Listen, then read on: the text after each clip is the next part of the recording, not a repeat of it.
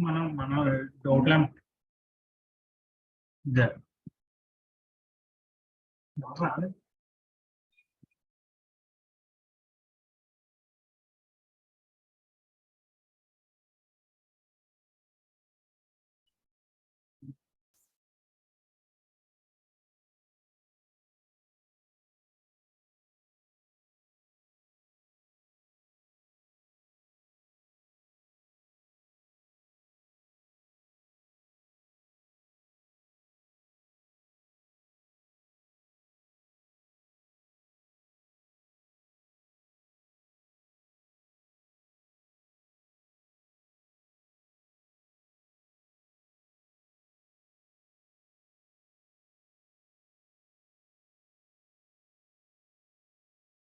Hi Andy, good morning.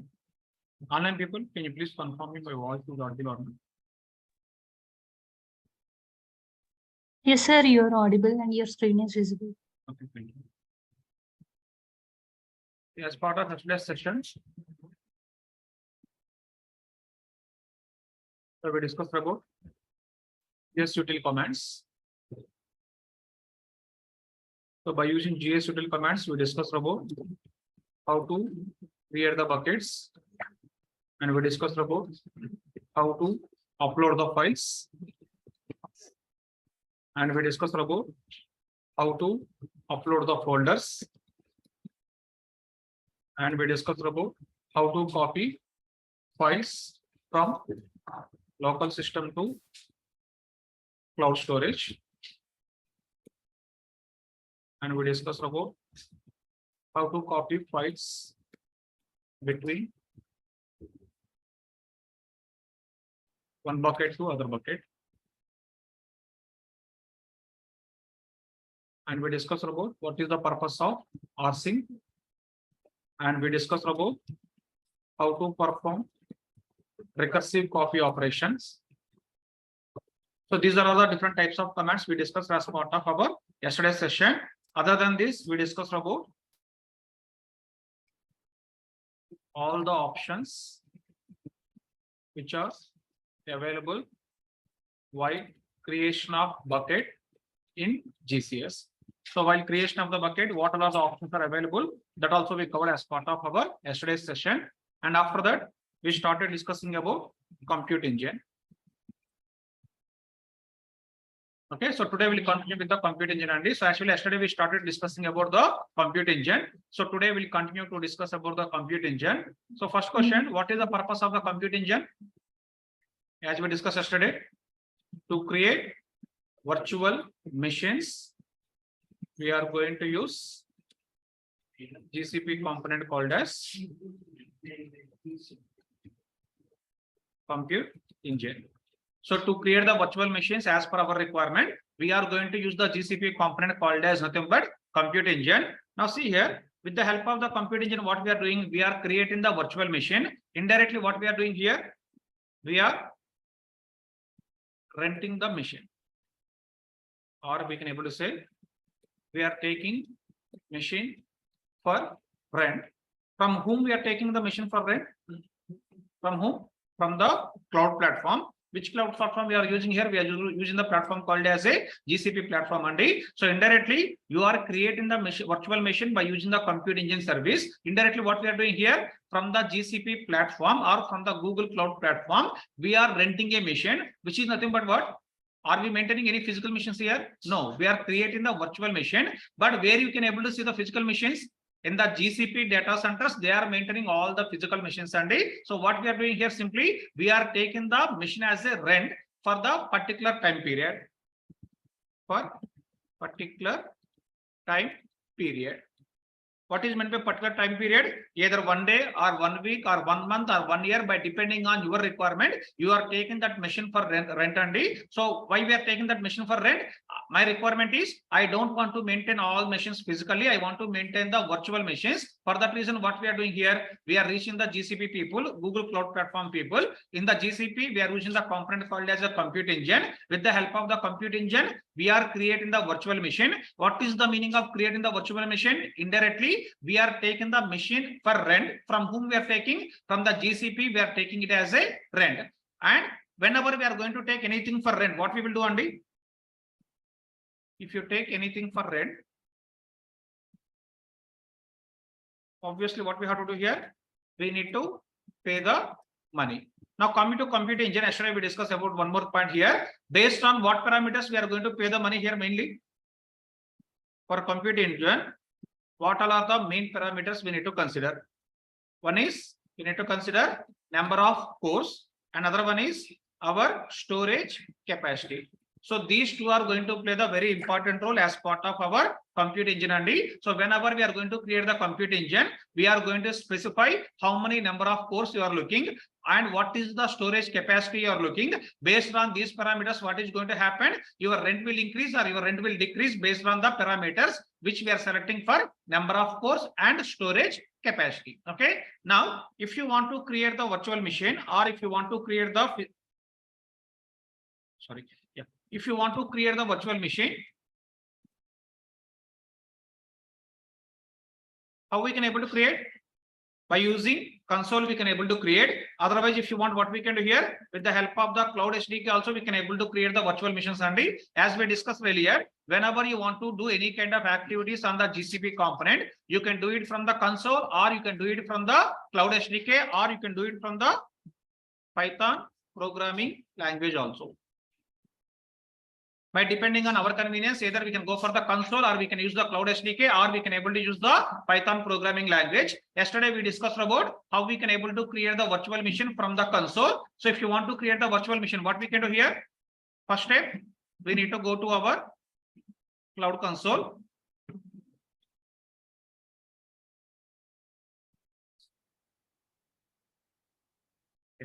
So here we need to go to our cloud console. How to go to cloud console? Just we have to give it as console.cloud.google.com. Just click on enter. Console.cloud.google.com.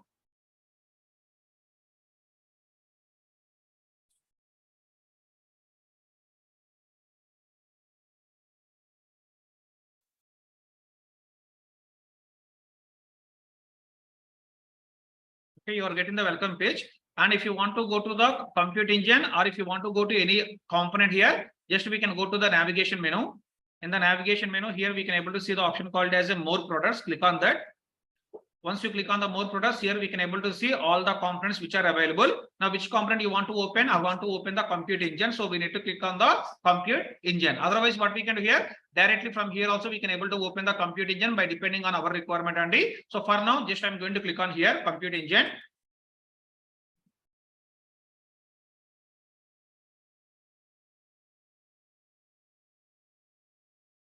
So once we click on the compute engine, here you can able to see the window like this.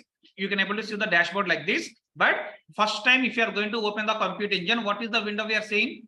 We are seeing the option as a enable API. So you need to click on that enable API. It will take 3 to 4 minutes of time to enable the API. That is the only one-time activity. Second time onwards, what will happen? Whenever you are going to click on the compute engine, automatically you can able to see the dashboard like this. From this dashboard, what we can do here, you can able to create the virtual machines by depending on our requirements. Now, for example, if you want to create the virtual machine, where we need to click?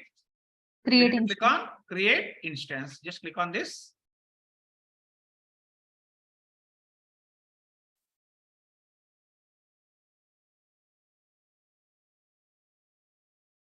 So once you click on the create instance, it is going to open the window like this, Andy. So in this window, what we can do here, you can able to provide all your inputs or all your parameters to create the virtual machine. And with that, you can able to create the virtual machine. Now, first one here, what we can do here, we need to provide the name. Just here, I'm giving the name as a, for example, sample duty. So just we have to provide some name for your virtual instance. So for here, I'm giving the name as a sample QT. And after that, what's the next option we need to select? You need to select the region and zone. And so we are having the multiple regions for the GCP, and we are having the multiple zones for the GCP. In whatever the region you want to create the virtual machine, you have to select that virtual region. And in the same way, we have to select the zone also. Based on the region and zone, what will happen? Your cost will change. If you are going to select the US, it will take one kind of charge. If you are going to select any other region, what will happen? Based on the region also, or based on the zone also, your cost of the virtual machine is going to change. And for example, now it is showing $28.65. Sir, please zoom the screen.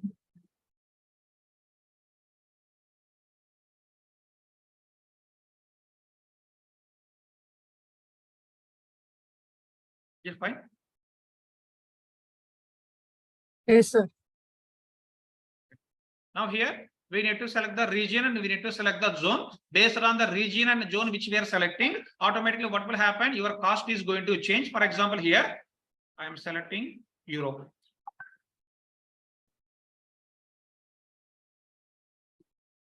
See what happened? It becomes as a $32 only. Earlier it is showing the $28, but now when we are selecting it to the Europe, what is happening here? It is becoming as a $32, which is nothing but by depending on the region, by depending on the zone, whatever we are going to select, automatically your estimate is going to change. Just 1 second.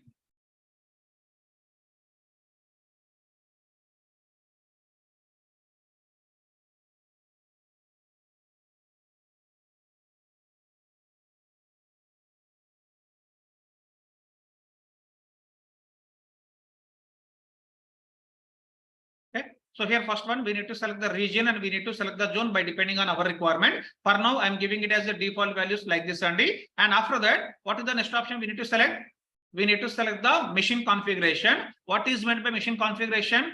Here only you are going to select how many number of CPU, how many number of cores you are looking, and what is the storage capacity you are looking. All that kind of information you can able to select as part of your machine configuration. If you observe here we can able to see the option called as a general purpose, and you can able to see the compute optimized. Next one is the memory optimized, and next one is the GPU Sunday. So like this, we are having the different types of the machines. By depending on our requirement, we have to choose any one of the option. What is meant by general purpose? If you see in the below, you can able to see the meaning. Machine types for common workloads, optimized for cost and flexibility. If you are having the any generic kind of work under in that situation, you can able to go for the general purpose. And if you are going to use the general purpose, what is happening here? It is optimized for the cost, which is nothing but if you are going to select the general purpose machine, automatically it is going to charge the less cost. But if you are going to select the compute optimized, or if you are going to select the memory optimized, or if you are going to select the GPUs, automatically your cost will become very, very high. For example, I will go to GPUs.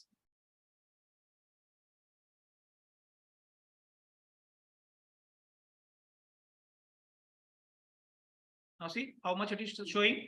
Earlier it is showing only $28 only, but once we are going to the GPU, automatically it is showing it as a $217. But why it is showing the high cost? Because if you are going to select the GPU machine, automatically you are going to get the very, very, very best performance compared to the general purpose. Whenever they are given the best performance, and they automatically what they will do here, they are going to charge the huge money. Now, for example, you are purchasing the laptop with the 4 GB RAM. So for that, you need to spend only 30,000 or 35,000. But for example, you are going to purchase the laptop with the 16 GB RAM, or for example, 32 GB RAM only. Then obviously what we have to do? We need to spend more money to purchase the laptop if you are going to increase the configuration. In the same way, in the cloud also, once we are going to increase the configuration of the machine, automatically what will happen? Your cost also will going to increase. Coming to GPUs, we are charging around $217. But coming to general purpose machine,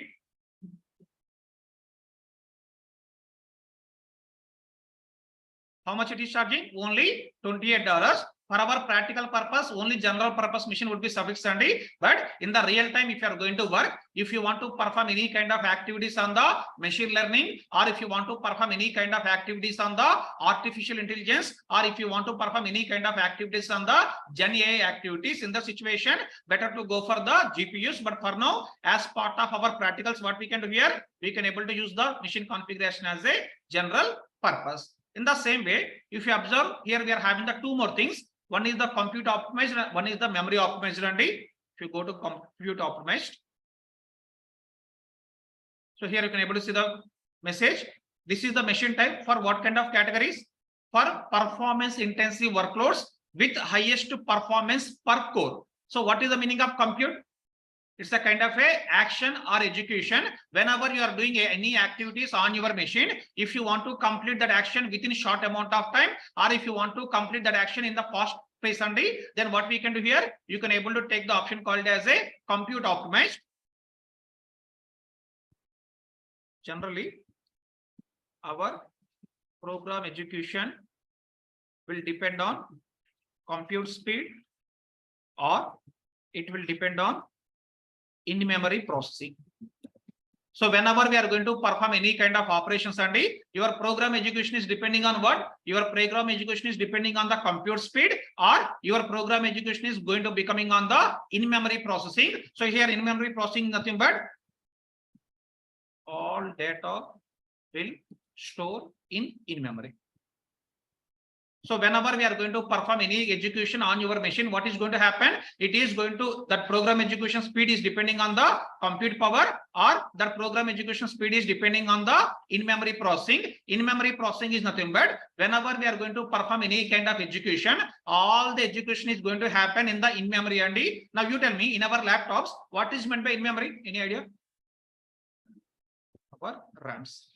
Whatever the operations we are going to perform, all the operations are running on the RAM. That kind of operation only we can able to call it as a in-memory processing. For example, whenever we are going to execute any kind of program, if it is running on the core machines, then what we can able to call? That kind of operations only we can able to call it as a compute operations. And some operations are going to run on top of your core. Some operations are going to run on top of your RAM capacity. So that's based on that. Here they are given the two types of machines. And one is the compute optimized machine. Second one is the memory optimized machine. In the compute optimized machine, what will happen? You are going to get the good capacity on your cores. But coming to memory optimization, what will happen? You are going to get the good capacity on your in-memory by depending on the type of data processing. Either we can able to go for compute optimized, or we can able to go for the memory optimized. Generally, if we are going to work in our data warehousing projects or data lake projects or data analytics projects, and we are going to use the option called as a memory optimized. Just see here.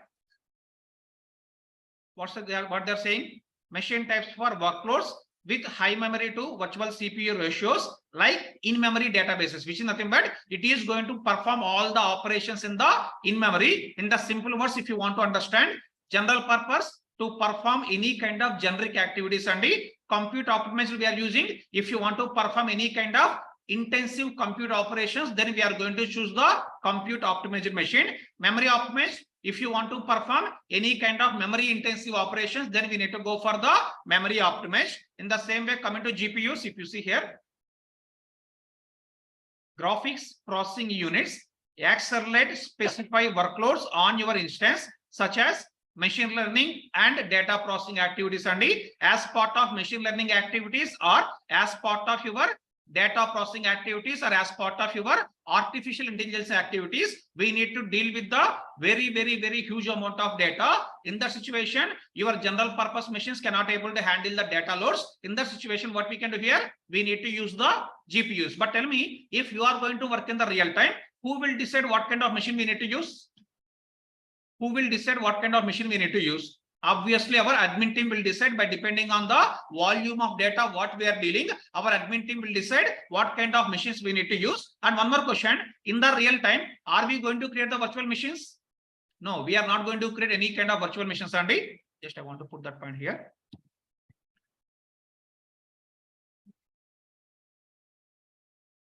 In real-time projects, we won't create any virtual machines. Then why we are spending this much of time on the compute engine? Because in the coming days, when we are going to discuss about data proc or any other topics, Andy, I will say we are going to create the cluster. What is the meaning of cluster? It's nothing but group of virtual machines. So what is the meaning of cluster here? It's nothing but group of virtual machines. And now here what we are discussing in the compute engine, we are discussing about how to create the virtual machine. Once you are going to have the knowledge about this topic, with this what will happen? You can understand about the cluster. Once you can understand the cluster, then what will happen? You can able to understand the one more component called as a data proc. And so indirectly, whatever the topic we are discussing, this topic is going to helpful for the coming topics. That's the reason we are discussing about the virtual machine by using our compute engine. But if you are going to work in the real-time projects, generally we won't create any kind of virtual machines as part of our projects. But second, if there is any requirement to use virtual machines in the project, we need to contact our admin team or our DevOps people through a ticket. So for example, in your project, you want to maintain one virtual machine. In that virtual machine, you want to run some your own programs. And so by depending on your requirement, you want to perform some kind of activities on the virtual machine. So what I'm telling here, in the real-time project, we are not going to create the virtual machine. But for example, you are having the requirement to perform some activities on the virtual machine. Then what we can do here? We need to reach out to the admin team, or we need to reach out to the DevOps people. So how we are going to reach out those people, Andy? Just we need to raise a ticket, and in the ticket, what inputs we need to provide? Provide how many cores you are looking, and what is the storage capacity you are looking. Only these are the details we are providing in the ticket. By using that information, what will happen? Your admin team or your DevOps people will create the virtual machines as part of your real time. But if you are going to work as a cloud data engineer, we need to have some minimal knowledge about the virtual machine, minimal knowledge about the compute engine. That's the reason we are spending 1 or 2 days on top of our compute engine component. Okay, just we'll go back to here. Here, by depending on the requirement, what we are doing here, we need to select the machine configuration, either general purpose or compute optimized or memory optimized, or we are going to select the GPUs. Out of all these things, Andy, which kind of machine is having the high number of cores and high capacity, storage capacity? GPU. Obviously, GPUs. Out of all these things, which is going to have the less capacity or less number of cores? Obviously, our general purpose. Okay. Yeah, someone is trying to ask the question. Please ask me now. Yes. In the real time, sir, we will use GPUs, right? In the real times, either we are going to use the GPUs or we are going to use the memory optimized. Any one of these two things we are going to use. Okay, but just now I told you, right? In the real time, really, are we going to create the virtual machines? No, we are going to create the clusters, and in the clusters, we are going to specify what kind of virtual machines we are going to use. There we are going to use either memory optimized or we are going to specify the GPUs in the cluster configuration. Based on that, your cluster will create as part of working in our real-time systems. Okay. Yep. Now see here. Now, for example, in our today's session for the practical, I am selecting the machine configuration as a general purpose. In the general purpose, if you see here, what we are having? We are having the different types of series, and you are having the C3 series, E2 series, N2 series. Actually, here they are clubbing the similar kind of configuration into the single series. If you see here in the E2 series, how many number of cores we are going to get? 0.25 to 32 number of cores we are going to get. And what is the memory capacity we are going to get? 1 to 128 GB capacity we are going to get. All this configuration is present in which kind of series, Andy? E2 series. In the same way, they created the one more series called as a N2 series. If you are going to select the N2 series, what will happen? In the N2 series, you can able to get up to 128 cores, and you are going to get up to 864 GB, which is nothing but for each and every different types of the configurations. They categorize the series. Here we can able to see the series number. Every series is going to give the different type of the configuration. By depending on our requirement, here we can able to choose the series. For example, here we are selecting the E2 as a series. After that, if you observe here, see, we selected the E2. Here in the drop down, what we can able to see? E2 micro, E2 small, E2 medium, which is nothing but they clubbed all the E2 related configuration into the one series, which we are calling it as a E2 series. But why we are having the three configurations? If you see the first configuration, how many cores we are going to get? Only one core. How much memory we are going to get? 1 GB memory. What about the E2 small, Andy? We are going to get 2 vCPUs and we are going to get the 2 GB memory. And coming to medium, we are going to get the 2 vCPUs and we are going to get the 4 GB memory, which is nothing but all these three are falling into the one series called as a E2 series. First, we need to select the series. After that, within the series, we need to select which kind of configuration you are looking. In the E2, if you want to go for 1 GB, we need to select the E2 micro. If you want to go for 2 GB, we need to select the E2 small. If you want to go for 4 GB, we need to select the E2 medium. By depending on our requirement, we can able to select any one of the configuration. In the same way, for example, I am selecting N2. See, once we select the N2, here in the drop down, what's happening, and it is showing the N2 related configurations. If you click on the drop down, now we can able to see N2 standard first option. Here, how much memory we are going to get?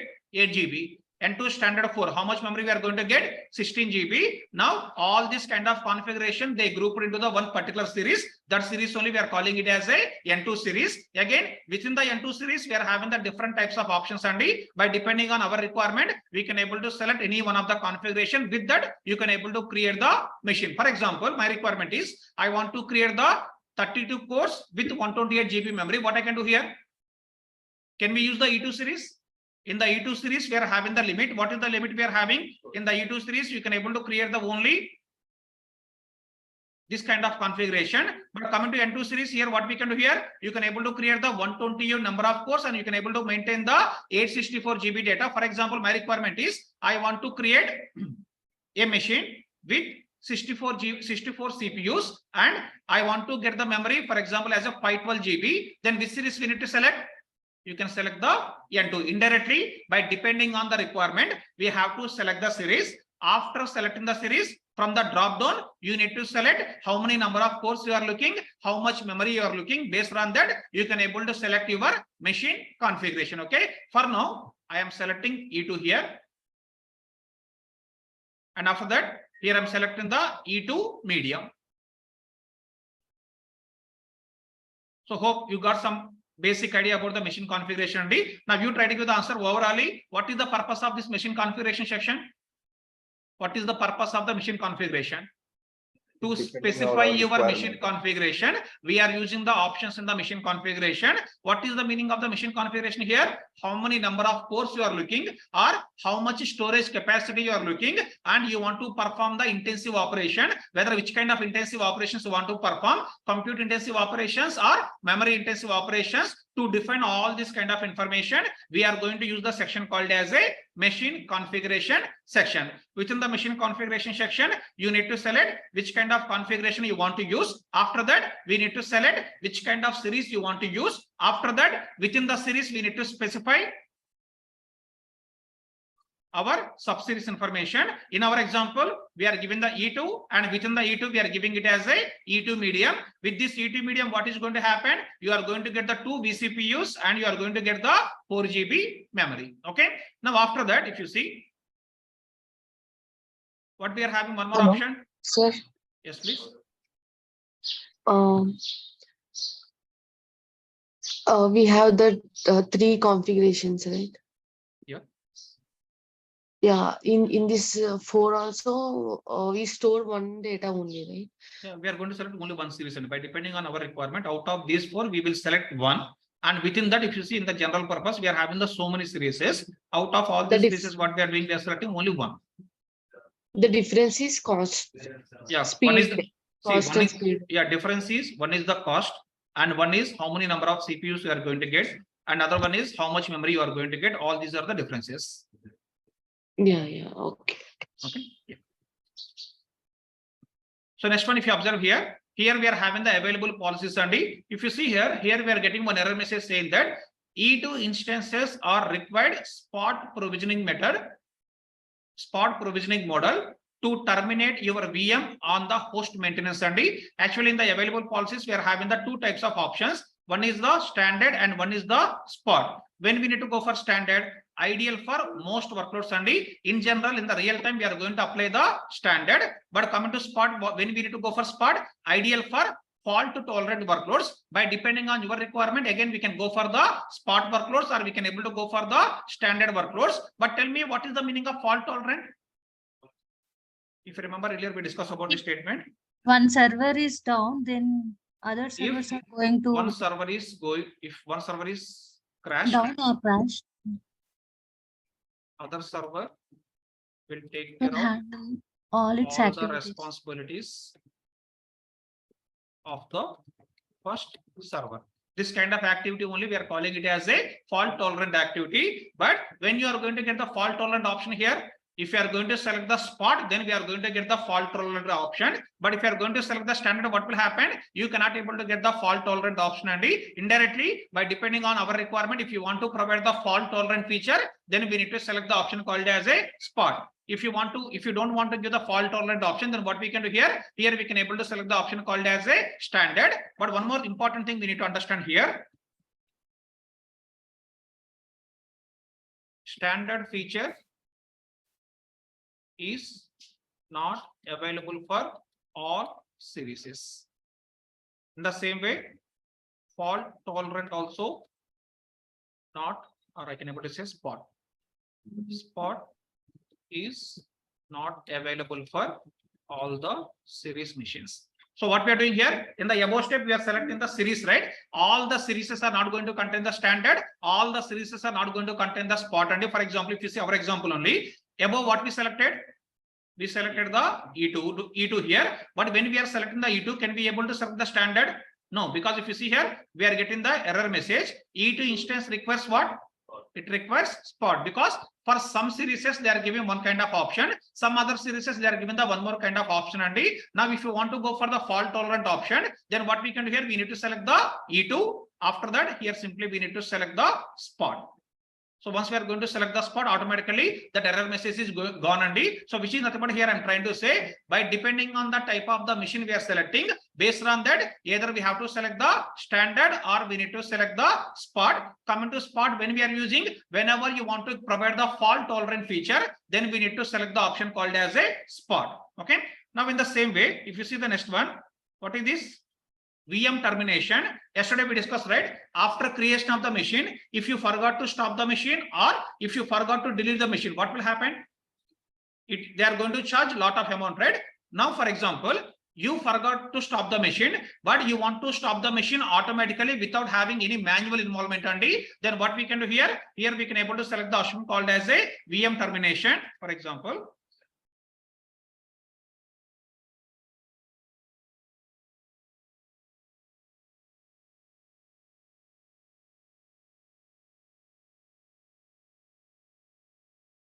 Just 1 second.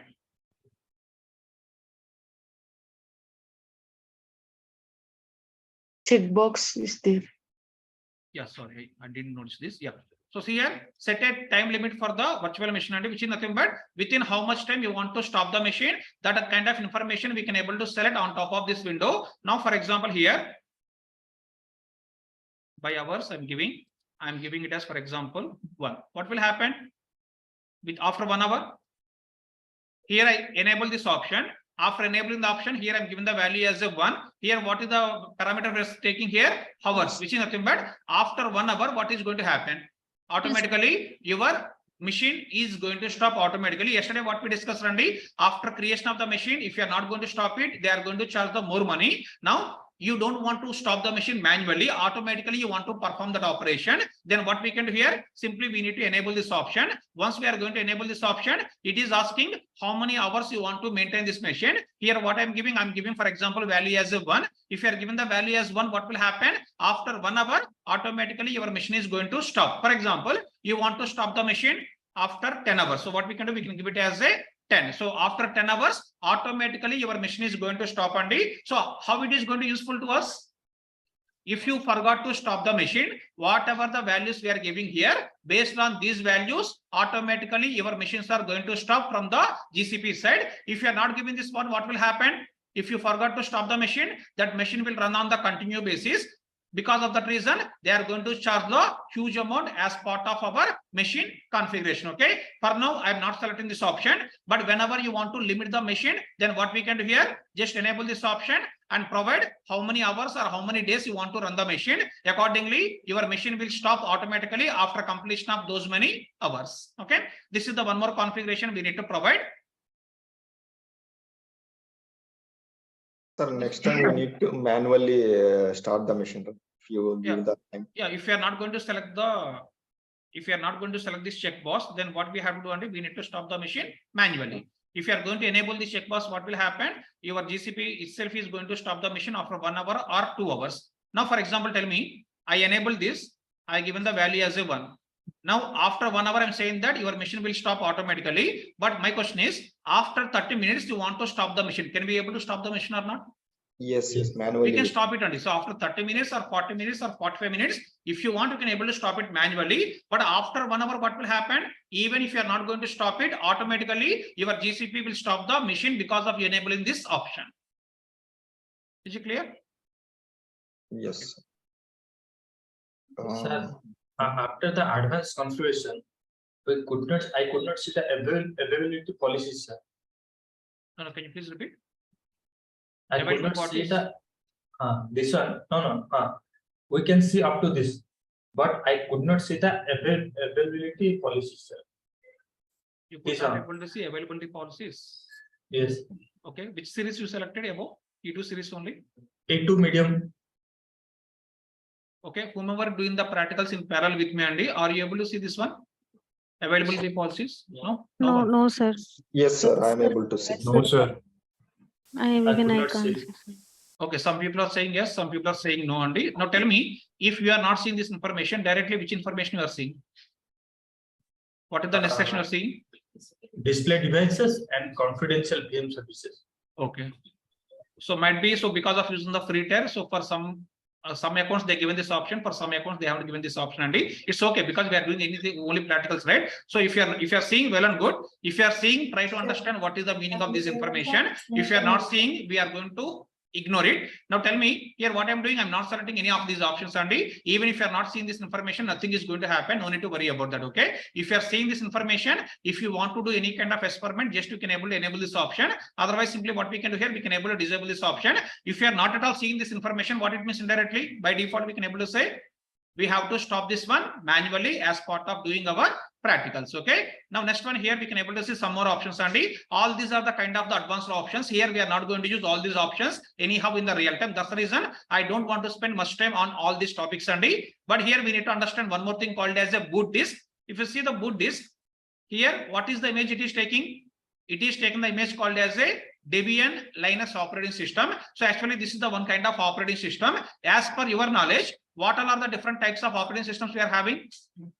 Windows is one operating system, Linux is one operating system. In the same way, we are having the Ubuntu is the one more operating system, CentOS is the one more operating system. Like this, we are having the different operating systems. And if you click on the change button here, if you see, I clicked on the change button.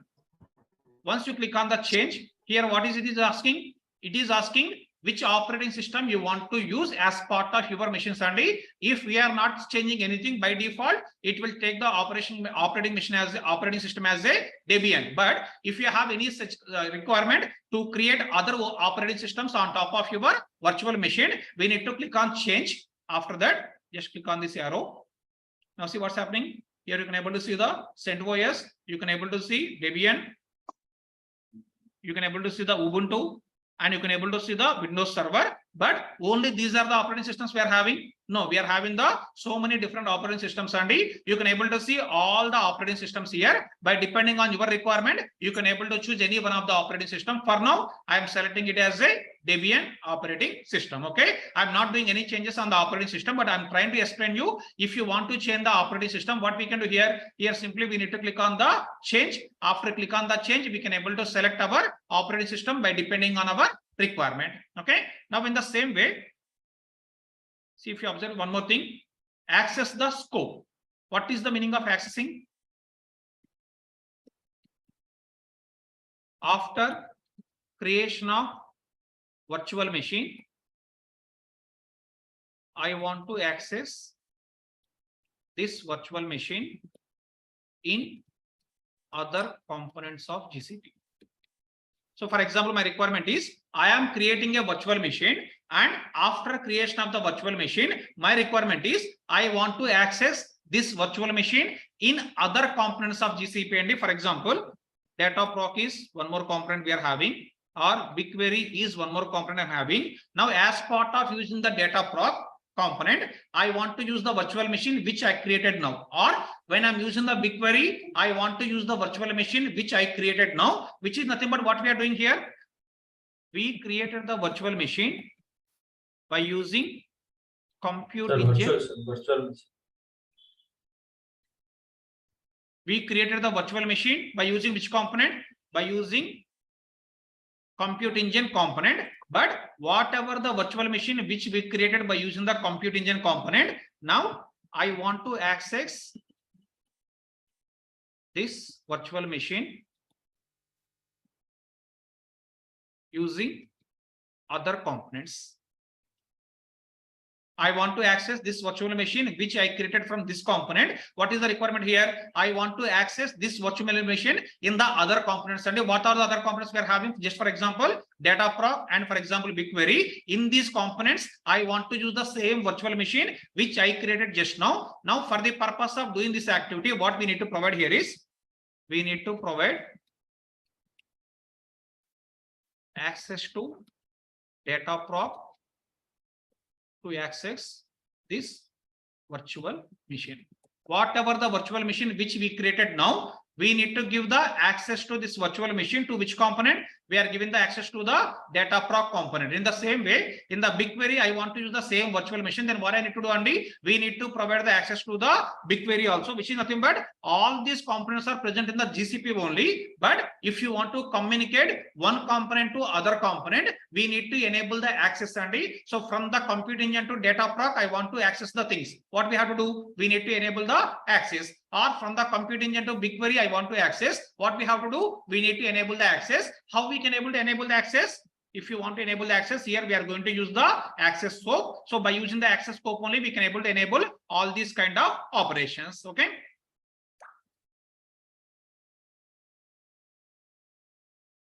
Okay. If you see here, if I'm giving set access for each API, what it is showing?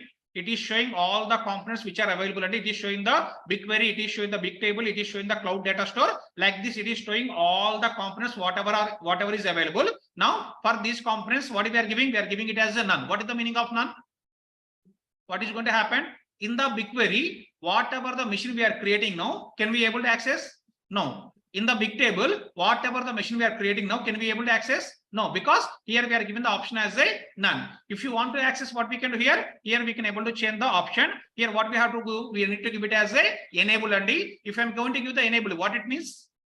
In the BigQuery, we can able to use the machine which we are creating now. Okay. If I'm given the none, in the BigQuery, we cannot able to use the machine which we are creating now only. So like that, we can able to control the access between one component to other component by using our requirement. That only we can able to call it as a access scope. Okay. Now in the same way, here we can able to see one more option called as a firewall. Any guesses? What is the difference between HTTP and HTTPS?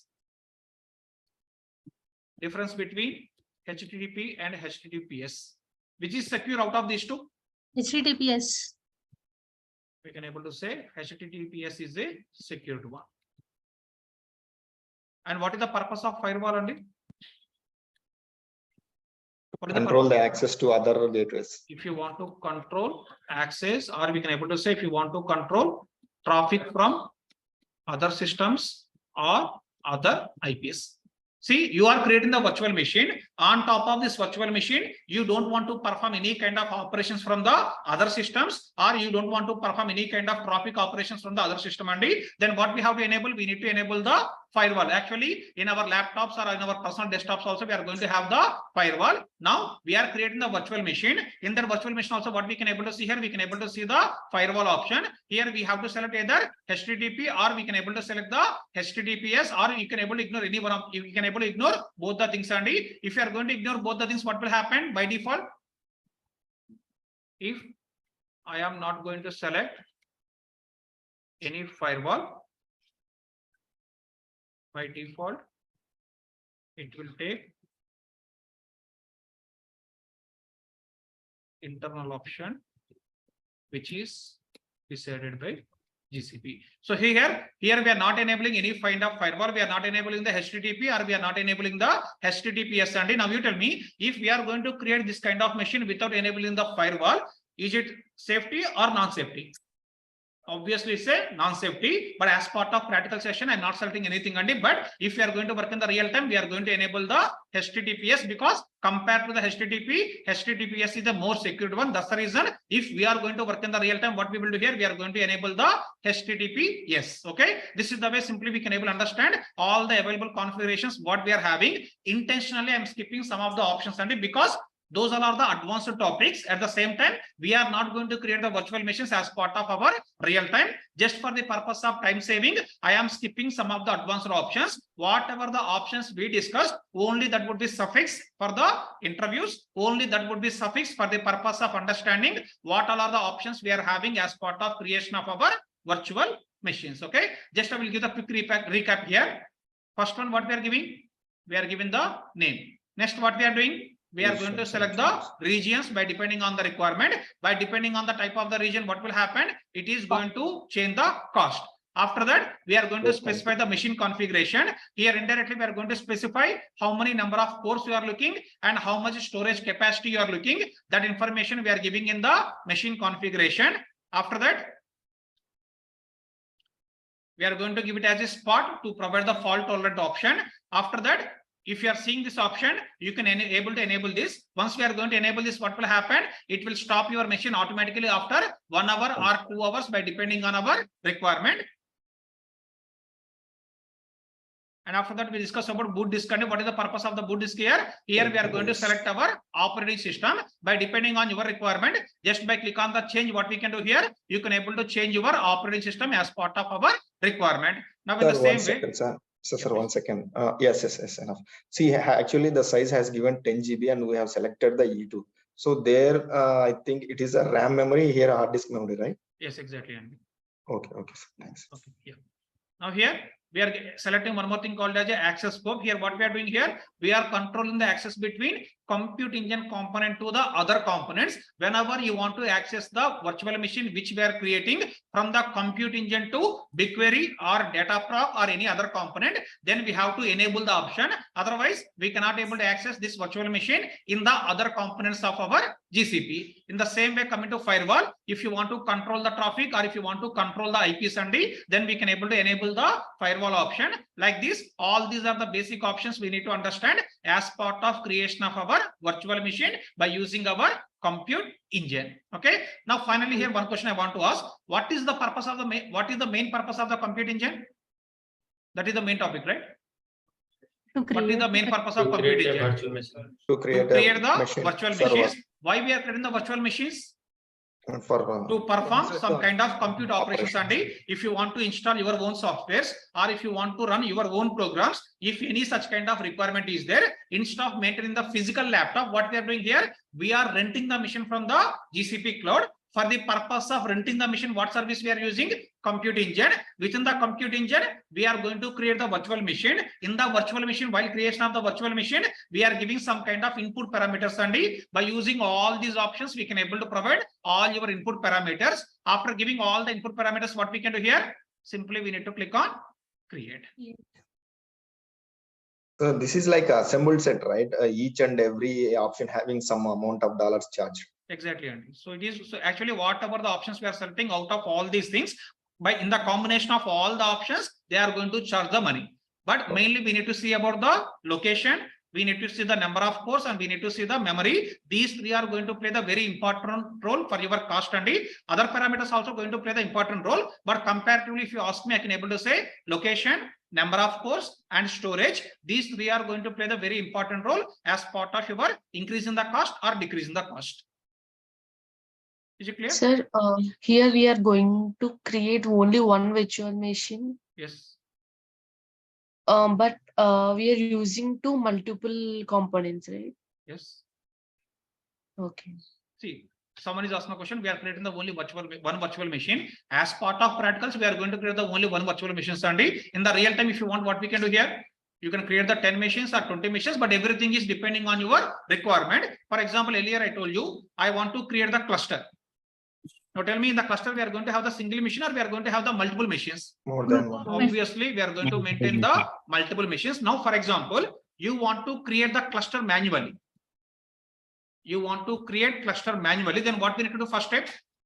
Step 1, we need to create VMs. all the VMs. This is the first step, Andy. If you want to create the cluster manually, then we need to create all the VMs. In this situation, we are going to maintain the one machine or we are going to maintain the 5 machines or 10 machines. Whenever we are dealing with the cluster, we are going to deal with the more than one machine. At that point of time, if you want to create the cluster manually, then we need to create all the machines manually. Okay. We are having the one more option, create the cluster automatically. There just we are going to specify how many number of VMs you are looking. See, if you want to create the cluster automatically, then what we can do here, just we need to give the one parameter called as a number of VMs, how many you want to create manually. And now, for example, if I'm giving it as a 10, what will happen? automatically all 10 virtual machines will create on the fly when we are going to create the cluster as part of data proc or as part of BigQuery. We'll discuss about all these concepts, and at that time we are going to discuss about the cluster. If you want to create cluster, we can able to create the cluster manually. If you want to create the cluster, we can able to create it automatically. But as part of cluster, what we are dealing here, we are going to deal with the multiple virtual machines whenever we are dealing with our cluster. Don't think that we are dealing with the only single machine. As part of practicals, we are creating the only single machine. But when we are going to discuss about the data proc, or when we are discussing about the other components, at that point of time, we are going to discuss about the cluster. Whenever we are discussing about the cluster, we are going to deal with the multiple virtual machines. Sir, actually in GCP, like whatever the thing is with pay by use, right? So when we create the cluster or any VMs, so it will cost, or when only we will do the processing only it will cost. Now see, first one, once you are going to create the, once you create the VM, which is nothing but what we are doing, you Create rented the machine. Whether you are using or not using, they are going to charge the money. But here thing is, if you are using it, they will charge more. Okay, depending on the process. What Now, we for are doing. exactly, if you are not using, then they will charge very minimal amount, because already they hold it one machine for you. You are not using, agree, but as part of not using also, what will happen? They are going to charge the very minimal amount only. That is the money they are charging. But if you are using that machine, then what will happen? Based on the accessing or based on the computing, what we are doing, based on that, they are going to charge the money as part of using our machines. Is it clear? Yes, sir. Okay. Now see here, overall what we did, finally we created the machine. Now whatever the machine which I created, I want to access this machine. How we can able to access the machine, Andy? Yesterday we discussed about that. How to access? SSS. Simply we need to see the option called as a SSH option. Here we need to click on this arrow, Open in drop browser. down, click on the option called as a open in browser window. Just click on this. Click on open in browser. It is going to open the pop-up window like this.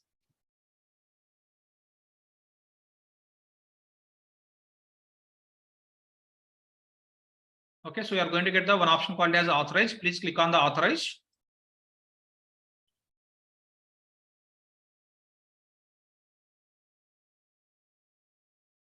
Now see here, you can able to get the shell.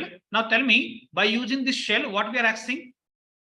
What we are accessing? Machine. We are Virtual- accessing the machine which we created, and you created the machine. Why you created? To install the softwares or to perform some kind of computing operations. To perform all those kind of activities, we need to have a base, or we need to have a platform, right? What is the platform we are using here? This is the shell we are using here. From this shell, you can able to perform any kind of operations on top of your virtual machine. But tell me, how we open this virtual machine, sir? How we open this shell? How we open? By using From the console. By click on the SSH option, we opened this console, and in this console we are going to perform all the activities only. But as we discussed earlier, in the real time, really are we going to get the access for the console? No. In the real time Yes. projects, you are not going to get the access for the console. Now, for example, in your project, your admin team or your DevOps team created the one virtual machine. They said that virtual machine is ready. Now you want to access the virtual machine, but you are not having the console access. Then how you can able to access the virtual machine? SDK or Python program. Try to understand the question, Andy. Your admin team or DevOps team created the virtual machine as per your requirement. Now I want to access this VM, but I don't have console access. RDP access or From command prompt. See here, so here what I'm saying, I want to access the machine, my virtual machine, but I don't have the console access, Andy. Without having the control access, can we able to open this kind of prompt window here? You cannot able to open. Now what we can do here to handle this kind of situation, one thing we are going to use it as a cloud SDK, or we are Right. going to use the SSH shell by using putti. See, this is the one more option we are going to use. And so Cloud SDK already we discussed. You know the Cloud SDK window. So by using the Cloud SDK, you can able to operate your virtual machine. Otherwise, what we can do here, you are going to use the SSH shell by using the option called third-party tool called as a putti. Now here I can able to say, in most of the projects, we are going to use SSH shell by using putti to access our virtual machines. In most of the projects or as part of interviews also, they will ask the question, Andy, how you are going to access your virtual machines as part of your project. Then what we can able to say, we are using the SSH shell by using what? By using the putti. Putti is nothing but it's a kind of a third-party software.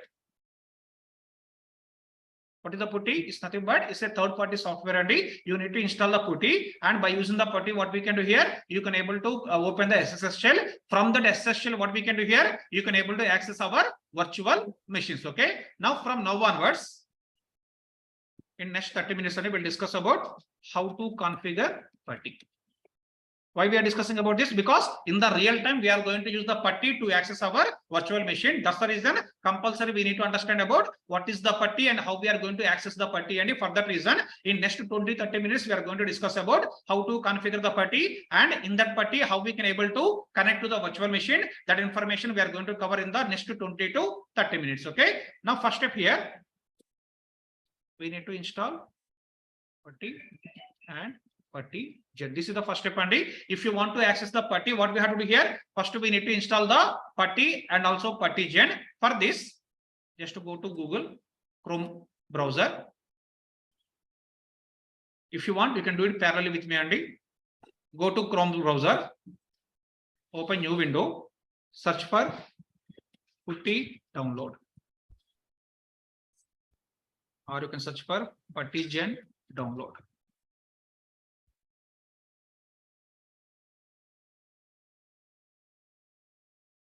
Just open Chrome browser. In the Chrome browser, search for putti gen download. Search for putti gen download. So once you search here, then you are going to get the options like this, Andy. Now, if you see here, first one we are having the putti gen download. After that, what we are having, you can able to see the download putti for Windows, Andy. Please click on this one. Second one, download putti for Windows.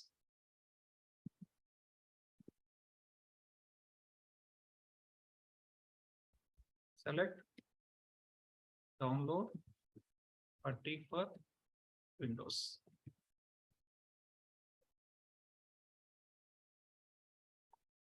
Select download putti for Windows. After that, scroll down.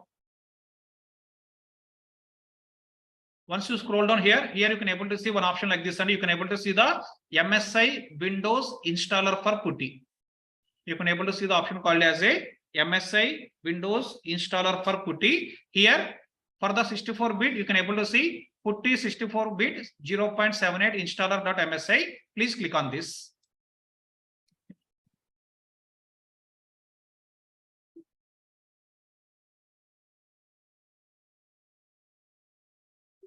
Click on second one.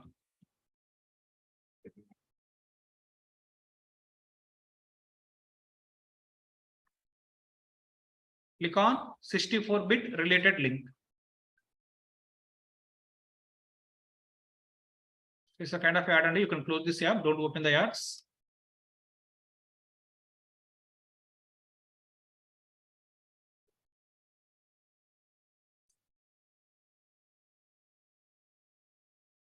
Here, once we click on that, it is going to open the window like this. But in this window, we haven't clicked on anything, and without clicking on anything, only what happened here? Your software has been downloaded. Just I'm going back. Just I want to show you one more time if anyone having any confusion. Here we need to click on the 64-bit. Here we need to click on this link. Once you are going to click on this link, it will open a window like this. In this window, no need to click anyone separately. Automatically, what will happen? It will install. It will download your software. In the bottom, you can able to see here again. Second time it was installed because I did this activity 2 times. That's the reason 2 times it is downloaded. Now, for example, if it is not downloading automatically after 1 minute or 2 minutes also, then what we can do here? you can able to see the option called as a click here to download manually, but definitely it will download automatically whenever we are going to click on that link. Now after that, what's the next step? Just go to your downloads folder. Go to your downloads folder. There you can able to see your software, whatever is downloaded just now. Please double click on that.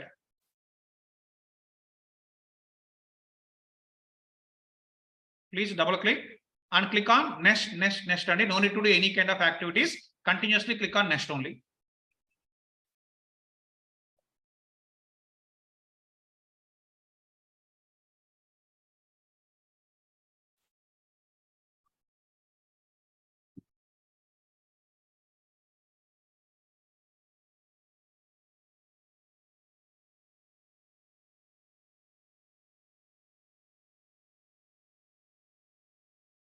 Anyone facing any issues so far?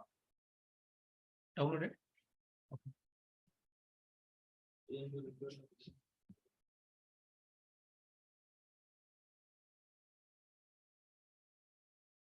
Actually, in my laptop already it is installed, and that's the reason I'm not installing it. But from your side, please click on next.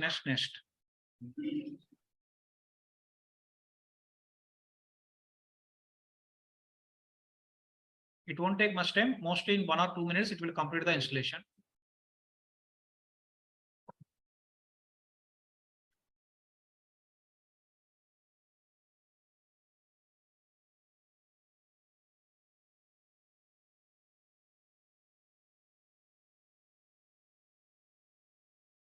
Offline people, installation is completed. Okay. Online people, anyone facing any issues? No, right? Very good. Now see here, after completion of the installation, now please go to start. Go to Windows Start. Here you can able to see one folder as putti 64. So this is the folder you can able to see, and putti 64-bit. This is the folder you can able to see. Please click on the arrow button. Putti 64-bit. You can able to see this one. Please click on the arrow. Then you can able to see all the available applications within the putti 64-bit. Okay. Now out of all these applications, and we are going to use the putti and we are going to use the putti gen. These two are the applications which we are going to use. Now first click on the putti gen. Click on putti gen.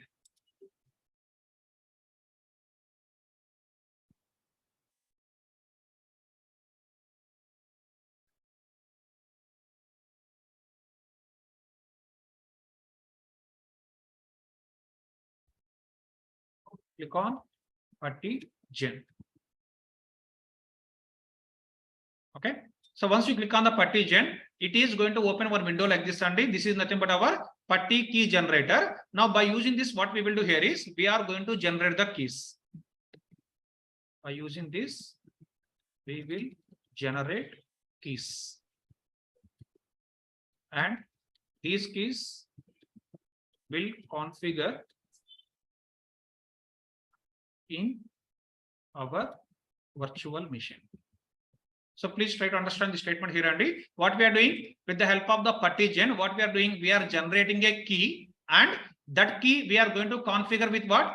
Whatever the virtual machine we created. In that virtual machine, we are going to configure that key, and indirectly what we are doing here, we are maintaining some kind of communication between our putti and our virtual machine. How we are going to maintain that kind of communication? By using the keys, Andy. Now, for example, whenever we are going to perform the bank transaction, what we are going to get? We are going to get the OTP. In the same way, here also what we are doing, from the putti to virtual machine, we need to open the communication. How we are going to open the communication? With the help of the keys only, we are going to open the communication. That's the reason. First here, we are going to open the putti gen. After opening the putti gen, what we have to do here? We need to generate the keys. If you want to generate the keys, just click on generate here. In this window, click on generate. After click on the generate, please remember the statement, Andy. Please move the mouse like this here. Then only it will complete the process fast. Just play the mouse like this. Sir, from start menu, which one Sir, is how it? do you come to the screen, sir? Putti key generator. I have only putti configuration. That window only it's coming for me, sir. Do we need to Actually, download this, sir? yeah, from last 10 minutes only we are discussing same thing, right?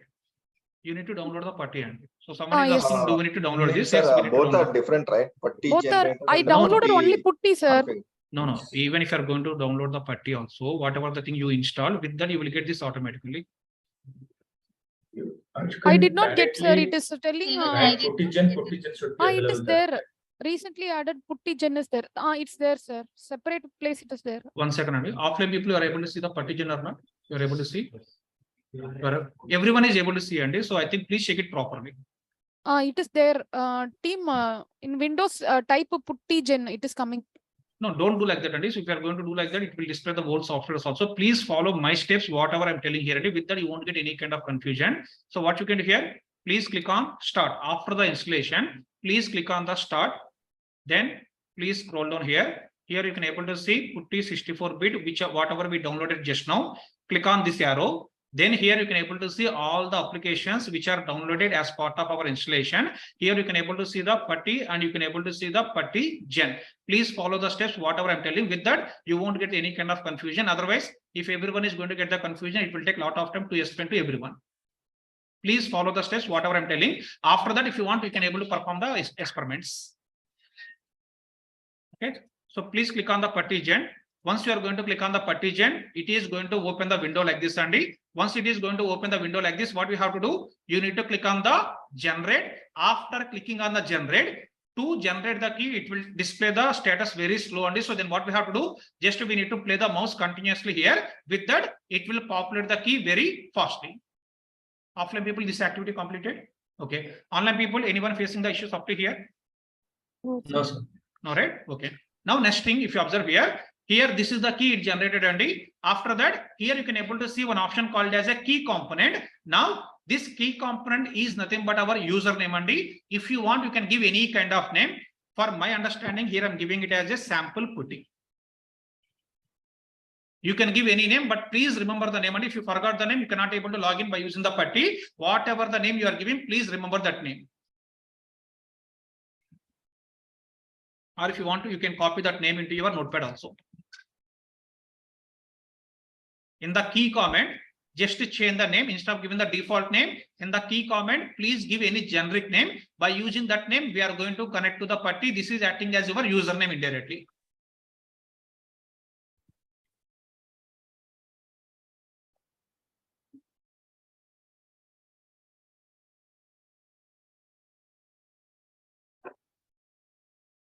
Sir, if you don't mind, actually I was facing issue before. Now I am able to see the puttigen. Could you please repeat the steps? Sorry. Yeah, in the puttigen, just you need to click on generate only. So if you open the puttigen, what you have to do, please click on the generate button. Once you click on the generate button, above you can able to see the status. It is progressing. It will show the status very slowly. So that's the reason. Just you need to move the mouse continuously like this in this panel. With that, you can able to get the key very fastly. Is it clear? Yes, sir. Sir, one doubt, sir. Yes, please. I gave a key comment as you told I have given. Do I need to copy the key now? Did you I tell will tell that? you. I will tell you. Wait, just wait for Oh, some time. I will tell you. Just to stay on this window, right? Yeah, please stay on this Okay. window only. Okay. Now this is your key and this is your comment. This is your username, Andy. Now, if you want, please copy this entire key. Please copy the complete one. Okay. Generally, what will happen is you won't able to see it properly. So some people are copying only half of the one or full one, Andy. Please copy the complete one. Copy and paste that into your notepad. Just what we are doing here. In this window, whatever the key we are having in the upper section, please copy from the beginning to till ending.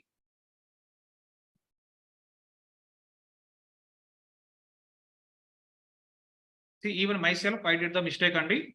Second time I'm copying here. See, first time what is missed here?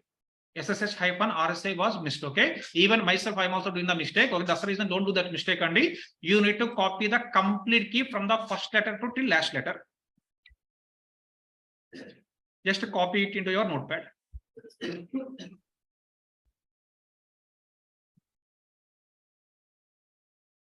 Copy the key into your notepad. Okay. Now, see here. Now go back to your virtual machine window in the GCP console.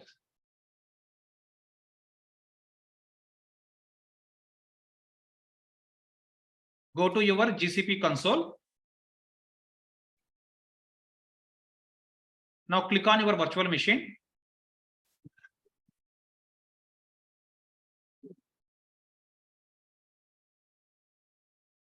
Go to Compute Engine console.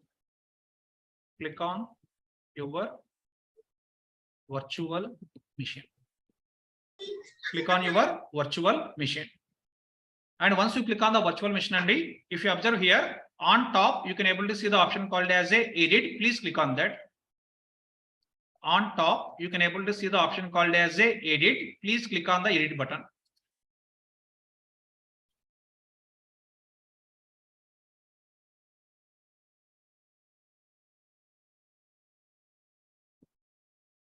On top, click on edit button. Okay, and after click on the edit button, please scroll down.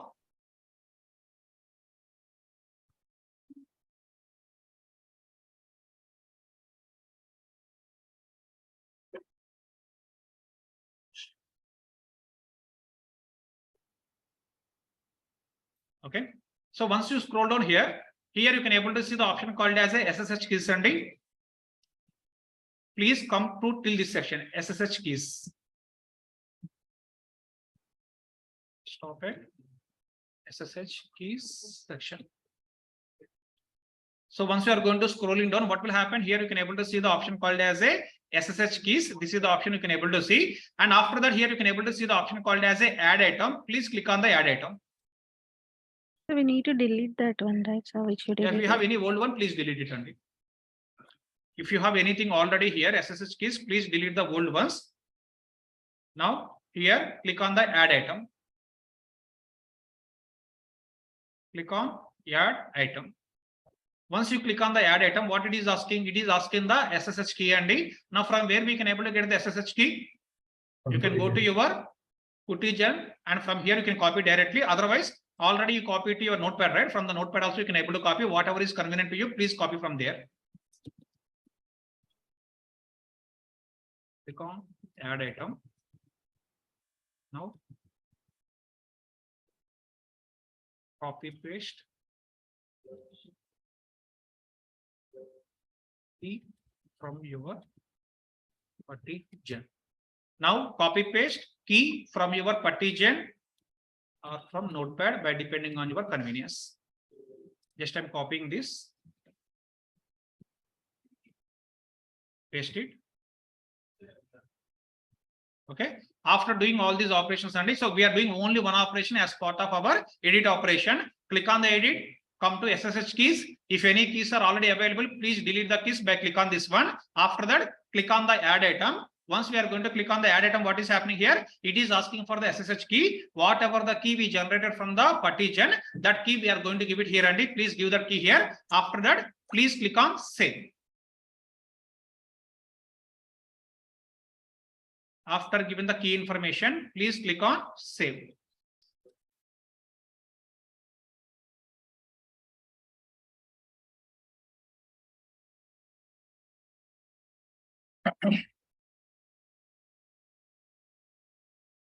Okay, so it will save after 10 seconds or 20 seconds. All the information is going to store it. And now what we did here, we generated the key from the puttigen and we given that key to your virtual machine. Indirectly, we are opening the communication between your local putty machine to our virtual machine. And so this is the way we are adding the keys. Okay, but our activities are completed.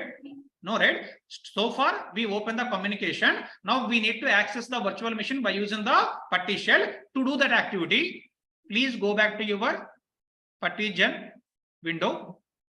Please go to your putty key generator window. Please go here. Sir, one error is coming, sir. Supplied fingerprint does not match current metadata fingerprint. Like that one message is coming, sir. Other people, you are getting any error messages? No. Oh, sir. Not sure, Andy. So why you? So we'll see that after the class. Otherwise, Andy. So for now, other people are not getting any kind of error messages. Okay. Sir, can you repeat once SSH keys, how to copy? How to copy? I copied, but in SSH keys, I have deleted previous content. Then Okay. You need to click on the add item, Andy. So there you can able to see the option called Add as a item. add item. Please click on that. Then it Okay, is sir. asking the input. Please copy paste your SSH key there. Yes, sir. After that, please click on save. Set. Okay. Save. Okay. Save or set, sir? Save and Okay, okay. Sir, is there any vice versa option just now we are creating generating key in putti? Can't we create in GCP console and paste it in? yeah, Putty? we'll discuss that later. So first we'll complete this Okay. activity. Otherwise, people will get Okay. the confusion. Okay. Okay, sir. Yeah. Now see here, go to your putti key generator window. Now here, if you see, you can able to see one option called as a save private key, and please click on this. Save private key. Please click on this. Click on save private key. Just click on yes. Once you click on the save private key, it is asking yes or no. Please click on yes.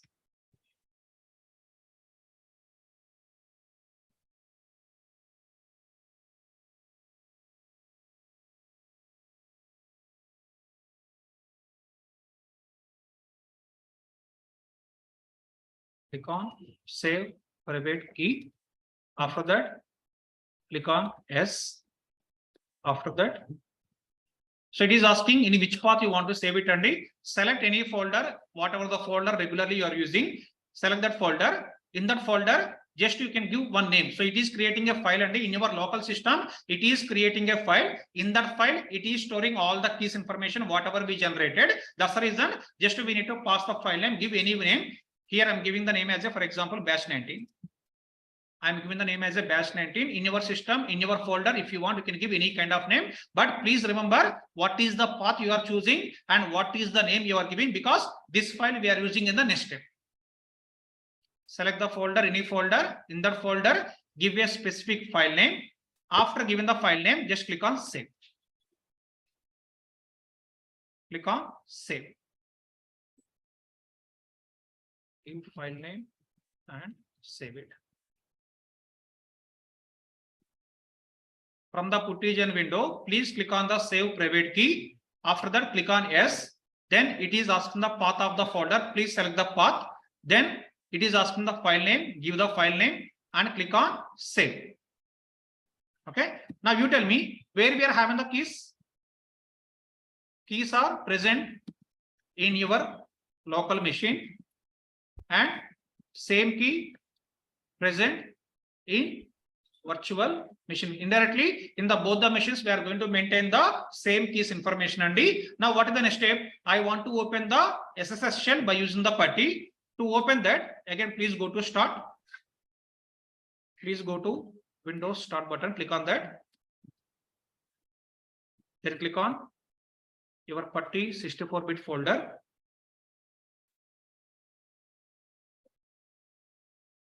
Click on start.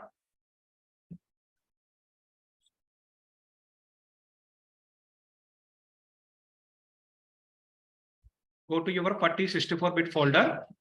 Now here click on the putti. Earlier we clicked on the puttigen, and now which one we need to click? We need to click on putti. Please click on that.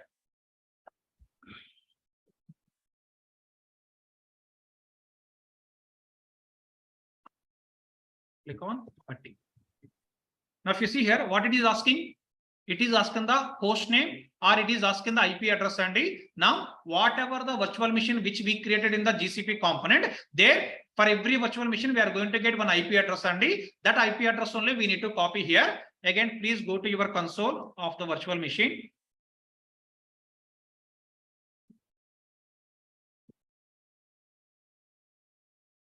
Please go to your virtual machine console. Here, if you see, you can able to see the two IP addresses, and one is the internal IP and second one is the external IP. You can able to see the two IP addresses. One is the internal IP and second one is the external IP. We need to copy the external IP. You need to copy only the number from the external IP. Please copy this.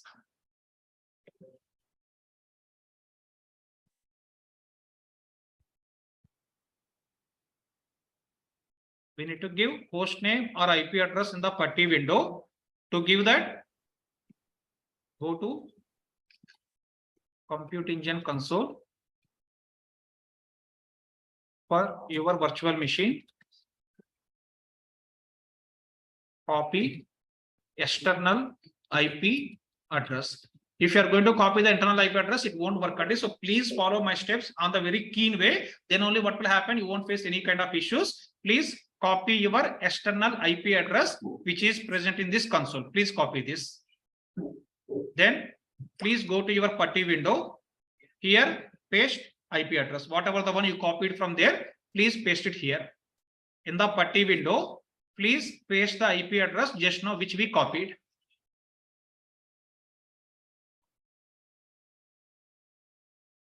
Okay. Now after that, in the left side panel, if you see under in the putty window, in the left side, if you observe, here we are having the option called a SSH. Here, please click on this. Please click on the plus symbol.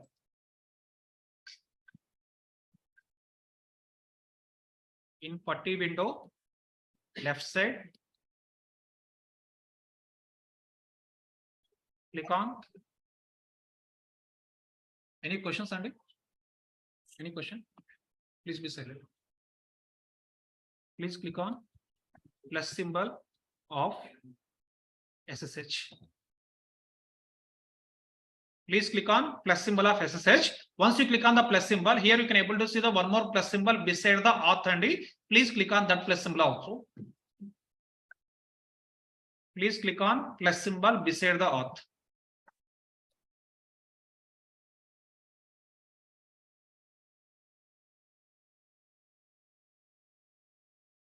Click on plus symbol beside auth. Now, here you can able to see one option called as a credentials and please click on the credentials. Click on credentials. Within the auth, you can able to see one option called as a credentials. Please select the credentials. After selecting the credentials, in the right side, now you can able to see some kind of options and what is the first one it is asking? Private key file for authentication. It is asking the path of your private key file. Where we stored our private key file? In the previous step, in one of the folder, we given the file name, right? That is the file name we need to provide here. I will say in the right side window.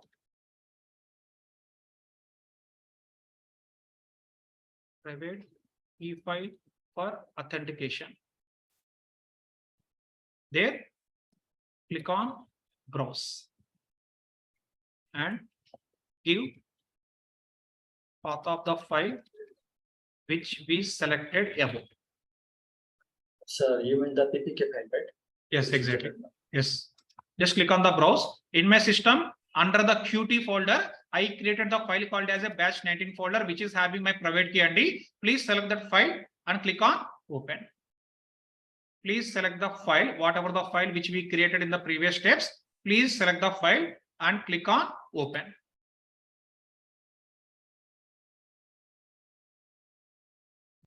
Sir, I need some help, sir. Click on open. After that, in this window, again you need to click on open.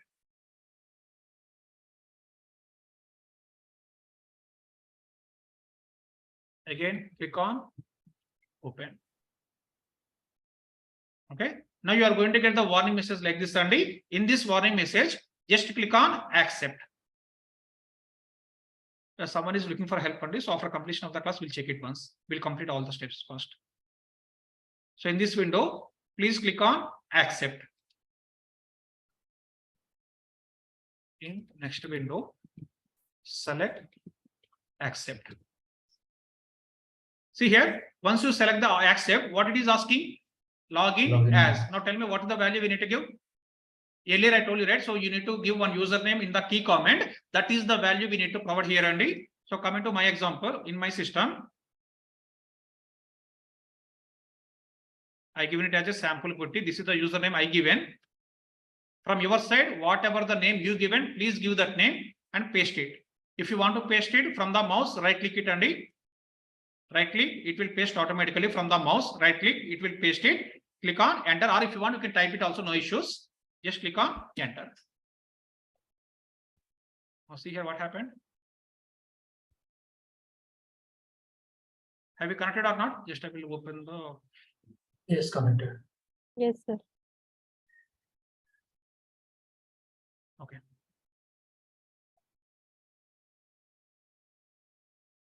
All the people, please complete all the steps what we discussed so far. So sample put is like VM name. This is my username. Earlier I told you, right? So we are giving one username in the partition. That is nothing but my username only. Oh. And at the rate Okay. sample QT, what is the sample QT? Any guess? This is my machine name. So in the Machine machine, I given the name as a sample QT. This is the user. Indirectly, we can able to say it as a username at the rate machine name only.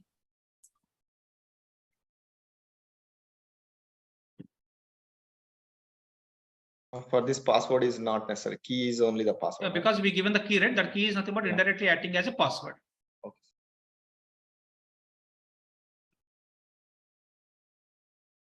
So one lady is facing the issue, and other than that person, any other people are facing any kind of issues so far, please let me know.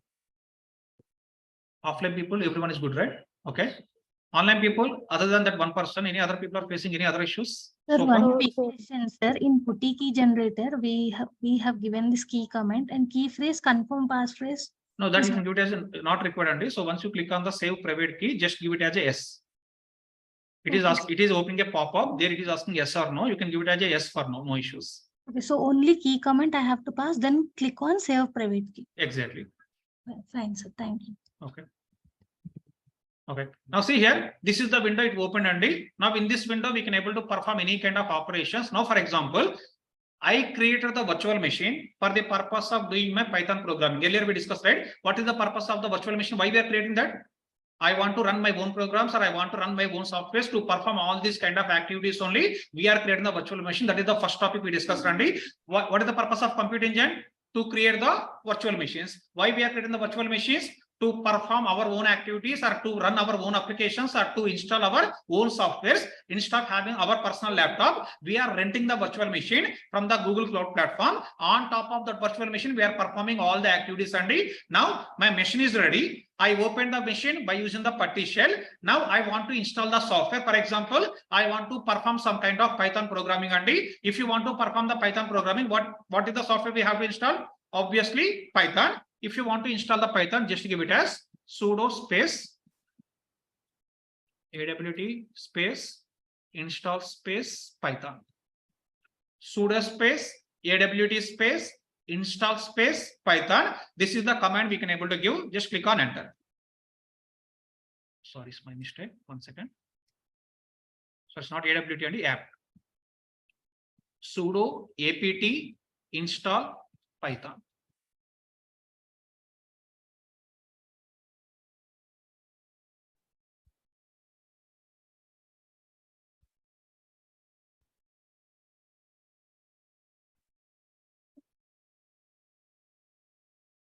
Just to give the command like this, sudo space apt space install space Python. Just click on enter. Once you click on the enter, it is starting to install the Python. It is asking whether you want to continue or not, and just give it as a Y. Give Y, click on enter.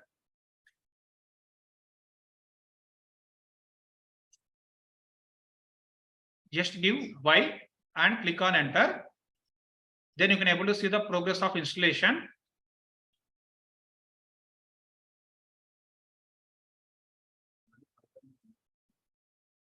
Already Python installed. Okay, if it is installed, you can ignore it. And just I'm trying to show you how we can able to install any kind of softwares on our virtual machines. And just I'm giving the example. If it is already installed, you can ignore it. Okay.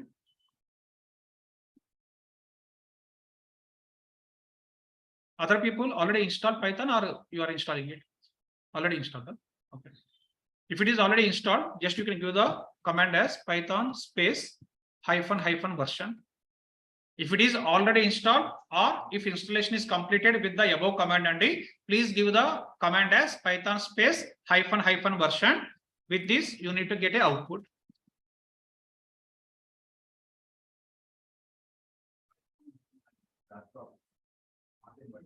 I'm telling you where we are doing this operation in the virtual machine. Now, if I'm going to install it, where it is installing, and it's not installing in our local personal laptop. It is installing in our virtual machine.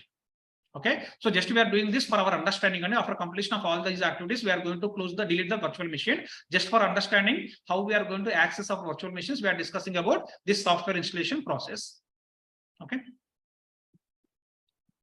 I think for me, for some reason, it is taking more time only, but generally it will complete within 1 or 2 minutes again. After completion of the installation, just what you can do here, you can give the command as a Python space ---- version. Now you tell me from where we are installing the Python software, from the putti shell, and by using the putti shell, what we did here? By using the putti shell, we connected to our virtual machine, which we created in the GCP platform. In the GCP, in the Google Cloud, whatever the virtual machine which we created, we are accessing the virtual machine by using the putti shell. And so this is the way in the real time also, whenever you want to access any virtual machine, this is the process we need to follow. But tell me here, in the real time, are we going to populate the generate keys? No. Are we going to populate the keys? No, Answer is admin no. team. Then who will share these keys? Admin. Who will share these keys in real time? DevOps, I can able to admin say team. your admin team or your DevOps team, only because who is creating the virtual machines in the real time? DevOps Your team. admin team or DevOps team, which is nothing but who is going to provide the keys also? Your dev team, sorry, your admin team or DevOps team is going to provide the keys information, or they will provide that PPK file. Whatever the file earlier we stored it, right? That PPK file they are going to provide it to us, and this is the file. This is the file earlier we stored in our local system. This is nothing but private key file, and this is the file they are going to share it. Now by using this file, what we can do here? Simply we need to open the putti. In the putti, you need to configure private key file. With that, we can access our virtual machine. This I'm telling from the real-time perspective only. In the real-time projects, we are not generating our own keys only. Your DevOps team or admin team is going to generate the keys, and they are going to share that information. By using that, what we are doing here, we are going to open the putti. In the putti, we are going to configure our private key file. With that, we are going to access all the virtual machines as part of our real-time projects. These are the things we need to understand as part of accessing our virtual machines. Okay? Yeah, you're asking something. Sir, one more thing, sir. Just 1 second. So- Offline, people are asking one question. Just Yeah, 1 minute. sure. Can I add more than one key in our? Yeah, you can add more than one. So see here. For example, we are having the user one. For user one, I want to give one kind of key. For user two, I want to give other kind of key. For user three, I can give other kind of key. And so what we can do here, you can able to add any number of users. But thing is nothing but if we are selecting the first key, we need to give the respective username. If you are going to select the second key, you have to give the respective username, your key name, and sorry, you can able to say here your username and key values. Both are interlinked. You can able to create any number of keys on a single virtual machine, but every key is linked with our username. Now, whatever the example we discussed here, this key is linked with what? This key is linked with my username called as a sample putti. If you want, you can create the one more key, but for that key, you have to give a different username. Okay. Yeah. Online people are asking something. Please continue. Sir, I got stuck, sir. I need your help, sir.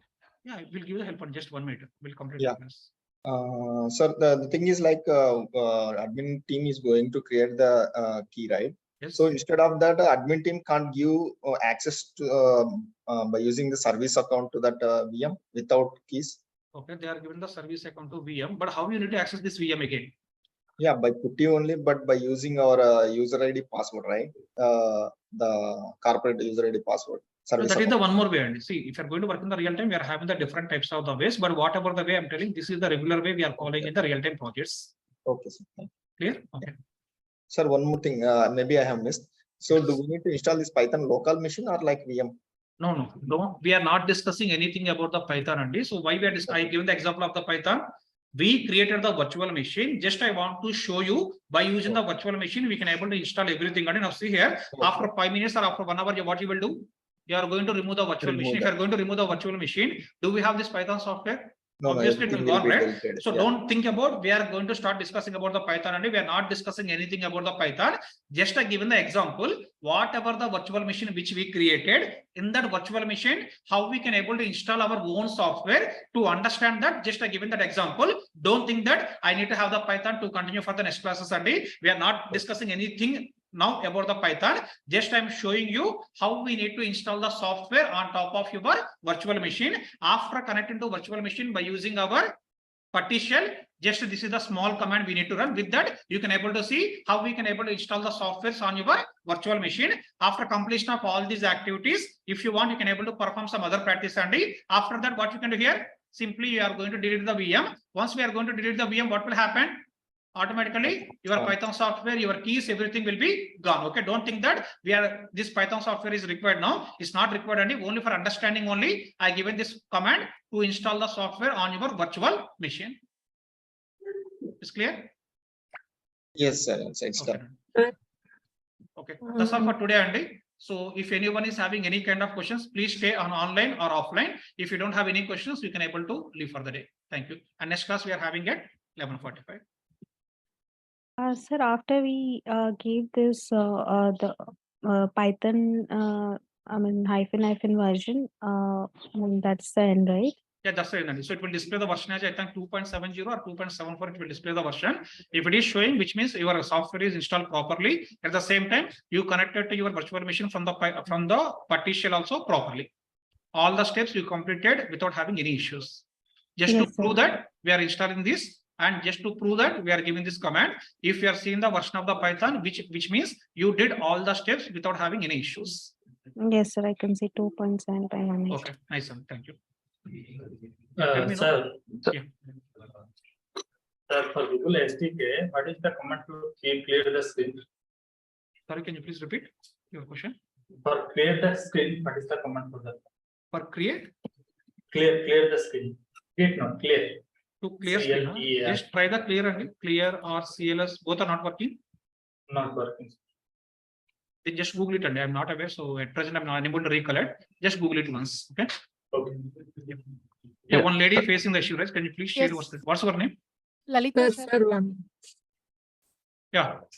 Ask the question. Someone is asking the question. Please continue. Yeah. Sir, I have browsed everything in the notepad. You have written that now I have followed that, sir. 100th step in notepad. Okay.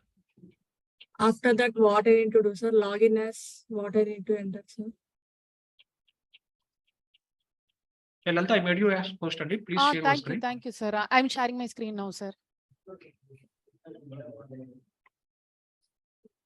Yeah, some other person is asking the question. So tell me in the 100th step, what is the doubt you are having? I followed your steps, sir. Then I got login as. Then next, what I need to. Yeah, in the login as you need to provide your username only. So in the previous steps, you given one username, right? In the key comment, you added one name, right? So that is the name we need to pass. Okay. Okay, this is the key, sir. No, in the key, you given one name in the key name, right? So key comment, Yes, that is the name you need to pass. See this one, key comment. Okay. Okay. Yeah, tell me, Lalita, so what is the issue you are facing? Sir, I cleared the error that I was getting. After that, I did not follow, sir. From putti, you told a few steps, sir, that I did not follow.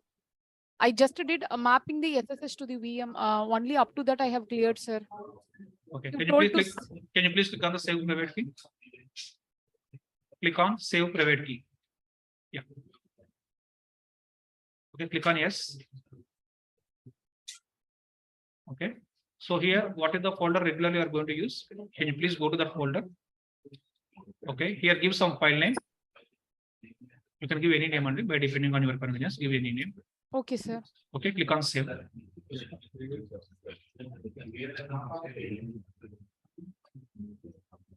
That's it, sir. Now can you please go to the Windows Start button? Go to Windows Start button and search for that 64-bit. In that, click on the putty. Open the putty window.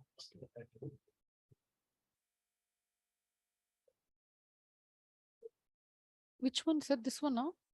I'm seeing the only putty key generator. I'm seeing only putty key generator. If you are doing any other operations, I'm not seeing it. Oh, you're not able to see my screen? You given the screen share for whole screen, or you given the screen share for only one video? For whole screen only I gave. Okay, can you do one thing? Can you please click on the 1 minute, sir. 1 minute, sir. Are you able to see now? No.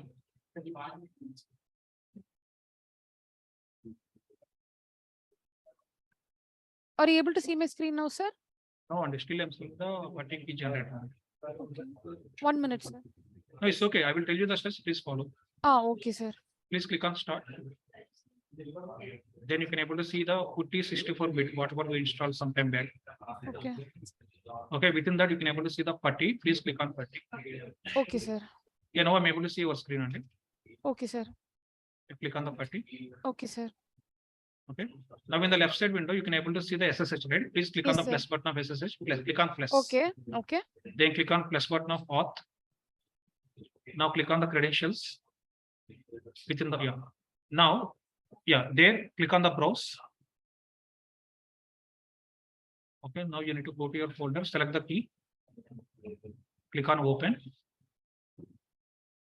Now click on open again. Click on open again. I tried, but it is. Now in this Any, window, red- click on open. And so whatever the window you are having, please click on open here. I'm getting some sound, sir. It is not opening. Oh, okay. I think you didn't copy the IP address only. Now, can you please go back to your VM instances or Compute Engine console?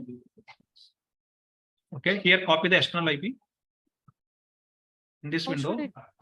Okay. copy this. Control C. Okay, Okay, now go sir. back to your party window. Can you please scroll up? Left side, scroll up. Go to sessions. Top sessions. Okay, here give the IP address. Okay, actually, first we need to give the IP address. I forgot to inform that. We need to give the IP address, then we need to go to SSH, then we need to go to auth, then we need to select the file. But we already selected the file. Now click on open.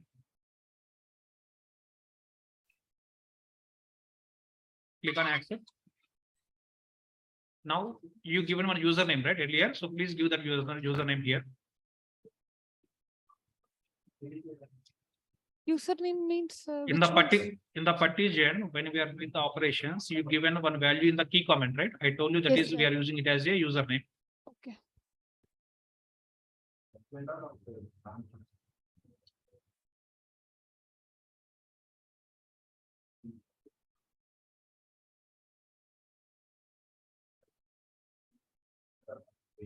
Okay, click on enter.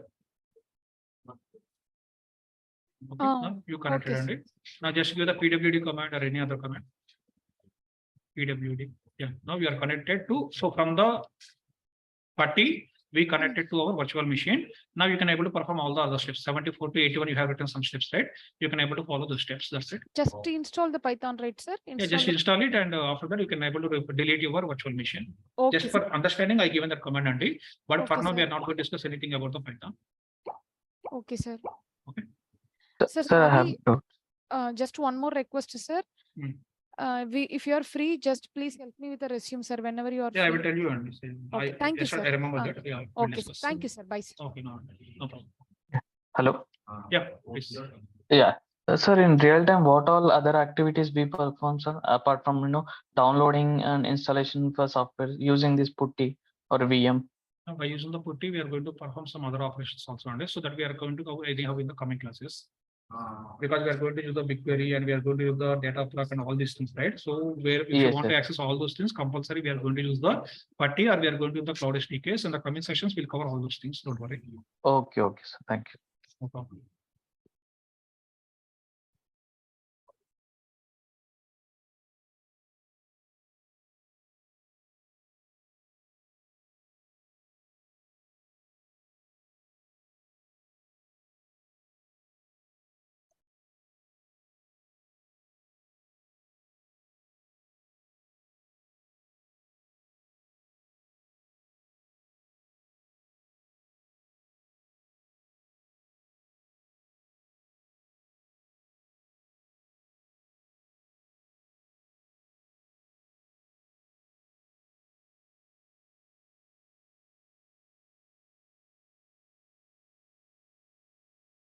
Hello.